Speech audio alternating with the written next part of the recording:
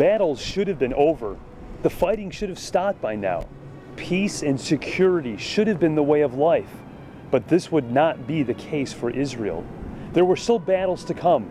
Battles to take the land that they had not yet taken, and battles to take back that which had been taken away from them. Why were all these battles continuing? Because God's people had not remained faithful to him. Moses had faithfully led the people to the promised land. Joshua was their leader as they went in and took over this new land. Battle after battle, victory after victory, God gave them a hold in their new home. Joshua and the generation that followed him were faithful to follow God, and they received the blessings in return. Maybe you can look back in your own family and see a spiritual heritage. Maybe it's your parents who lived faithfully before God and showed you the example of what that would look like. Maybe it was grandparents that you can look back to see an example of a life well lived. But what would it look like if you had no one to show you, no one to tell you about God, no one to be an example before you? Well, apparently, this is what happened for Israel. And the people served the Lord all the days of Joshua, and all of the days of the elders who survived Joshua, who had seen all the great work of the Lord which he had done for Israel. And all that generation also were gathered to their fathers, and there arose another generation after them who did not know the Lord, nor yet the work which he had done for Israel. Within just a short time of the death of Joshua, the story of God dies as well. It's hard to imagine, but God's people didn't pass on to their children the stories of all that God had done in their midst. They should have been teaching their children God's word, and they should have been teaching their children God's ways. Sometimes it sounds overly dramatic, but it's powerfully true. Our faith is only one generation away from extinction.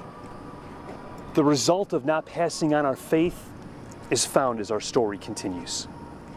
Then the sons of Israel did evil in the sight of the Lord and served the Baals. God's people start a cycle that unfortunately they'll stay stuck in for years. Because they didn't grow up learning about God, they followed other gods. This led to judgment from God, often at the hands of foreign kings. But when God's people had had enough, they would cry out to him, and he would send a judge to deliver them and to free them from their bondage. They would follow for a while. The judge would reestablish the nation of Israel as God's people. But then upon the death of the judge, the people would go right back to their old ways. And unfortunately, the cycle would just continue to repeat itself. The big issue here is that God's people had fallen away from following him and were pursuing other gods. They were influenced by foreign people and their foreign gods. And God knew that this would cause a break in their relationship with him. That's why God's first commandment was, "You shall have no other gods but me." Gideon is one of the judges that God would use to save his people. And his story is very encouraging because it shows that God will show himself strong when we allow him to work through us. After 40 years of peace, the Israelites did evil in the eyes of the Lord again. And because of this, God allowed his people to be oppressed by the Midianites. Now, the Midianites were a cruel people, and every time the harvest was ready in the fields, they would descend on Israel and just destroy the crop.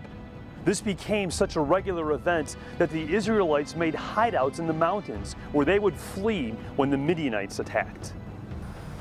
After 7 years of this, God sent an angel to a very unlikely candidate whom he had handpicked to deliver his people. Gideon was the least in his family, and his family was the least in their tribe. Basically, he was a nobody, and this nobody was as surprised as anybody when he heard the angel of the Lord greet him in this way, "The Lord is with you, O valiant warrior." As this conversation with God continues, we see that Gideon was willing, even if he was unqualified. He had a heart to serve, even if he lacked the means to do so. But in God's economy, that was no problem.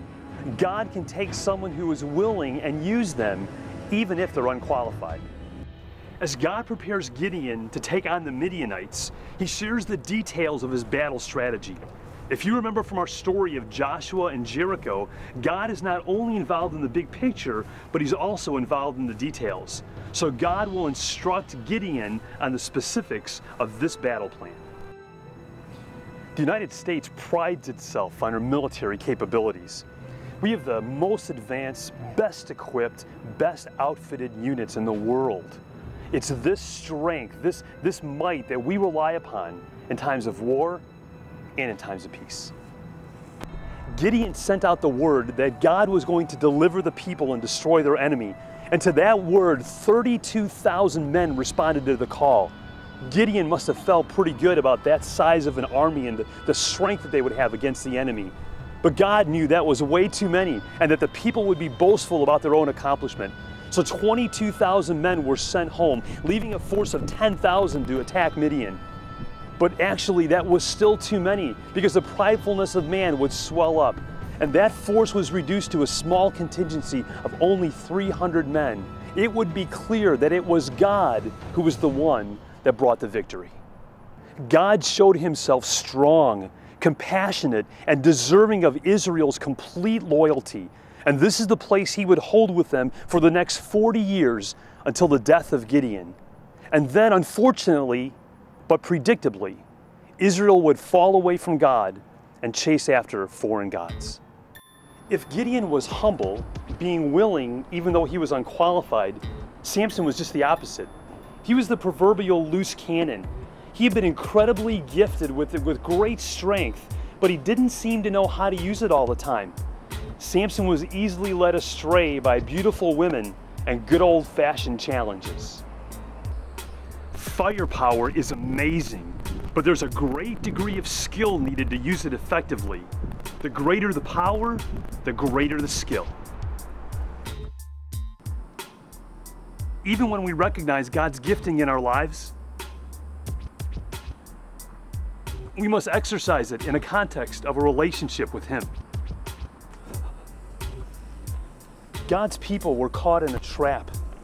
They were cycling between drawing close to Him and then falling away, between following Him and disobeying Him completely. God used individuals to rally His people back to Himself.